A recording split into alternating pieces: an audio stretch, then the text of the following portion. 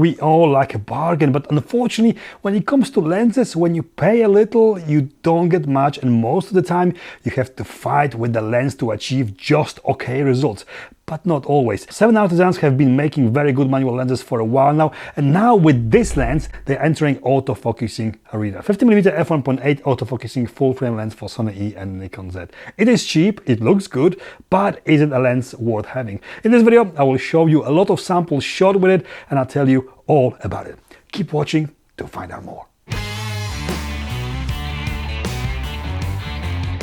I have been a fan of 7Artisan lenses for a long time, especially this 50mm f1.05 manual lens. Excellent picture and build quality. They have been making lenses more resembling high-quality vintage lenses than run-of-the-mill standard stuff. This is, however, different. Firstly, it is autofocusing lens, but it also has more standard look. Look, seen a lot with a lot of different budget-friendly brands nowadays. The most important question is, does it deliver? I think it does. I had zero issues with autofocus while shooting with it. Snappy, accurate and rather standard in this price range. It works. Not the level of performance of G Master lenses, but okay in most of everyday situations. The sharpness it delivers is very good too. No problems on this front at all. It is a budget-friendly lens, and optically, although it is very good, it has some issues. Standard stuff like chromatic aberration, check. More than usual flaring when shooting towards strong light sources, check. Slight vignetting when shooting wide open, check. Contrast is good, color is okay. None of it is a big problem, all fairly easily fixable in post. Bokeh is very nice, in my opinion, as creamy as expected for f1.8 lens. Overall, the lens delivers very good results. I have been using the Sony version, and this is way better than Sony's own budget-friendly 50mm f1.8 overall. Minimum focusing distance is 50 centimeters, standard for this kind of lens. Overall picture quality-wise, here's a side-by-side comparison between this lens and the Sony 50mm GM at f1.8. You tell me if you can see 10 times difference in quality here, as the Sony lens is 10 times more expensive. The aperture is a little bit loud. You can clearly hear it when changing it via the camera or manually.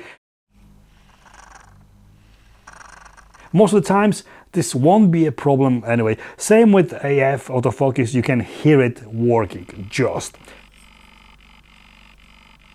It is okay for video. This is when you can see how well AF really works. In my opinion, there is little or no difference in AF performance between this and lenses that cost 2 or 3 times more. Totally usable for a wide range of shooting scenarios when you need that natural field of view. There's focus breathing visible, not unusual and expected with 50mm prime, especially at this price. Okay, I had to record this little add-on because I have used the lens actually significantly more, and I have found something very unusual with it. It works very well under artificial light. Indoors here, under this light, it focuses perfectly, it tracks the eye, it has got no problem. And it works very well, as you just seen in a sample before.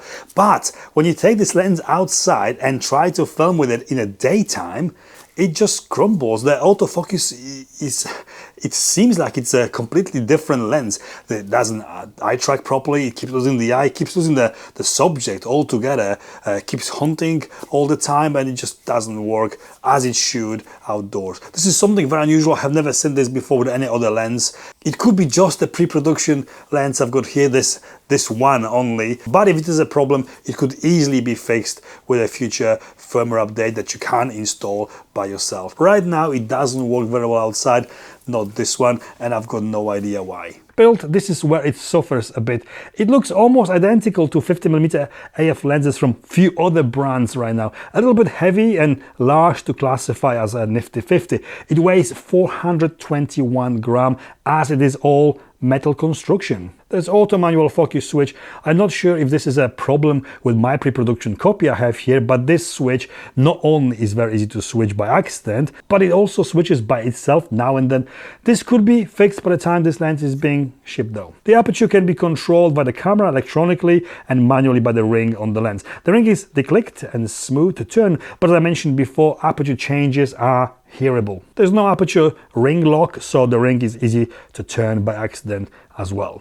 Focus ring is very firm, nice to turn for those times when you need to focus manually. Filter thread of 62mm, and the lens comes with this plastic lens hood. There doesn't seem to be any weather sealing, and the lens has got USB-C socket at the mount for installing future firmware updates.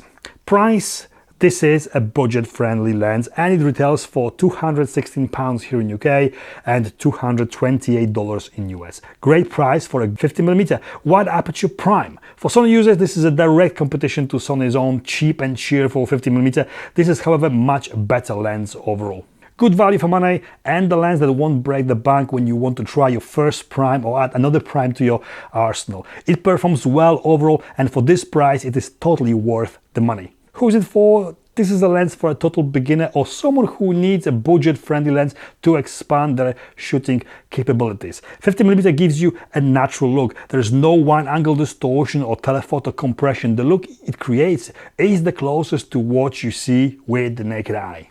This is a lens for someone who wants that subject to background separation, and the bokeh f1.8 wide aperture gives you that. It is also a lens that can be used for almost everything from landscape, architecture, close-up and portrait photography. I have been always drawn to 50mm lenses for exactly that reason. It is a universal focal length, and this lens is very well priced to be attractive to those budget conscious and those who buy photography gear in a spur of the moment.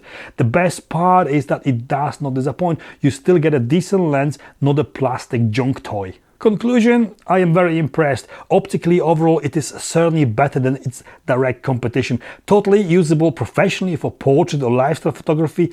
Not bad choice for travel or street photography either. Although the autofocus works well, I don't think it is a lens for a seasoned event or a wedding photographer. It looks good, it works well. Photos and videos shot with it are good. If you never had 50mm prime before, this is a great first lens for you. I have shot with and I own quite a few 50mm lenses, and this compares very well to all of them. It is not all singing and all dancing solution to every shooting scenario, but a solid choice when you need that extra lens to have fun with and to be creative with. Not perfect, but for the price, it ticks a lot of boxes. It is recommended. And this is it from me. I hope this video was in some way helpful or informative. If it was, please give me the thumbs up. Check out my Lightroom presets, the link is below. Follow me on Instagram and consider subscribing. Thank you for watching, and I'll see you next time.